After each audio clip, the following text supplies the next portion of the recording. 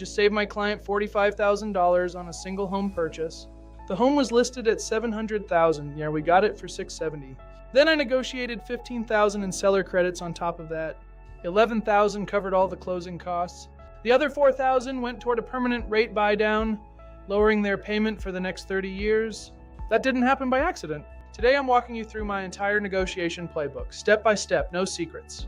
This is exactly how I work every single deal on Oahu. Most agents write an offer at asking price, send it over, and hope for the best. That's not how I operate. By the time I write an offer, I already know exactly where the leverage is and how to use it. By the end of this video, you'll know exactly what your agent should be doing for you. And how to spot one who isn't? Let's get into it. Step 1, the research. Before I even think about writing an offer, I'm deep in the data. I pull up every comparable sale in the area on the MLS, not Zillow, the actual MLS. I'm looking at what homes sold for, not what they were listed at. Those are two very different numbers.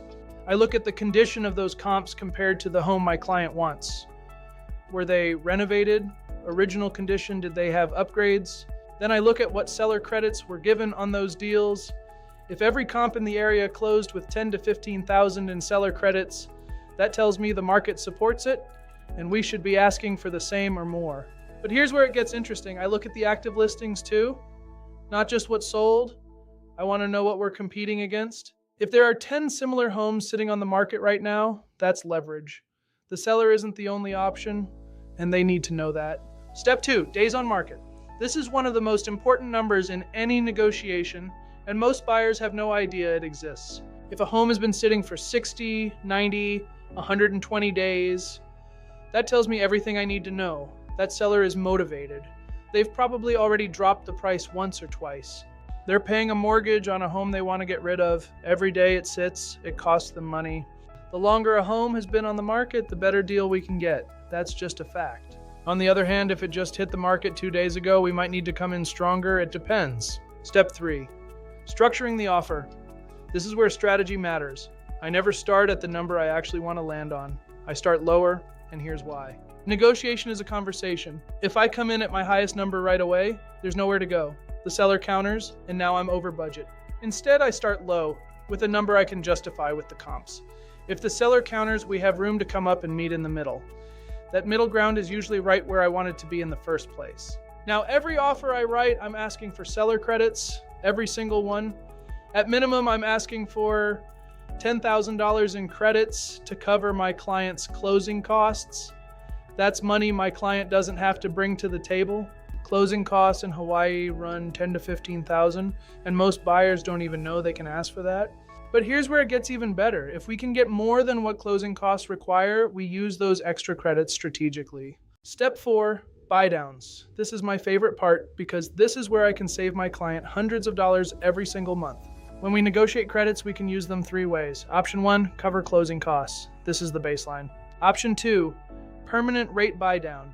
If we get enough credits beyond closing costs, we can use that money to buy down the interest rate for the entire life of the loan. Even buying down 0.5% can save hundreds a month over 30 years. I work with my lender to figure out exactly how much we need in credits to make the numbers work. Even buying down 0.5% can save hundreds a month over 30 years. I work with my lender to figure out exactly how much we need in credits to make the numbers work. Option 3, temporary buy down, like a 2-1 buy down. This drops the rate 2% the first year, 1% the second year, then it goes to the normal rate the third year. This is great for buyers who want a lower payment right away while they settle in. Which option we go with depends entirely on my buyer. Some want the lowest payment possible right now. Some want to save the most over the life of the loan. We run the numbers together and figure out what makes the most sense for their situation. Step 5, multiple offer situations. Sometimes we're not the only ones making an offer. When that happens, the strategy changes. We can't start low and negotiate up. We need to come in with our highest and best offer right away. But price isn't the only thing that wins a multiple offer situation. I have a few other tricks to make our offer stand out. We can adjust our timeline to match what the seller needs. If they want a fast close, we close fast. If they need extra time to move out, we give them a rent back. We can also increase the earnest money deposit to show the seller we're serious. A bigger deposit tells the seller this buyer isn't going to back out. And sometimes a clean offer with fewer contingencies beats a higher price with a bunch of conditions attached. Step 6, after the offer is accepted. Most people think the hard part is over once the offer gets accepted. It's not. This is where deals fall apart if you don't stay on top of things. The second that offer is accepted, the clock starts ticking. Every deadline in that contract matters. Inspection deadline, appraisal deadline, financing deadline, closing date. Miss one and it could cost you the deal or your deposit. I'm coordinating with escrow, title, the lender, and the inspector so you never have to wonder what's happening. One of the first things I do is schedule the home inspection immediately. You usually have about 10 to 15 days to complete it. I push to get it done in the first week so we have time to negotiate repairs or additional credits if something comes up. I also stay in constant contact with the lender to make sure the loan is moving on schedule. If there's a hiccup, I want to know about it before it becomes a problem. Step 7, the final result. When everything is done right, my clients walk away with a home they love, at a price that makes sense, with credits that save them thousands, and a monthly payment they can actually afford. When everything is done right, my clients walk away with a home they love, at a price that makes sense, with credits that save them thousands, and a monthly payment they can actually afford. That $45,000 deal I told you about at the start, that didn't happen by accident. That's the result of doing the homework, knowing the market, and negotiating every single dollar. If you're thinking about buying on Oahu, this is how I work. Every deal, every client, no shortcuts.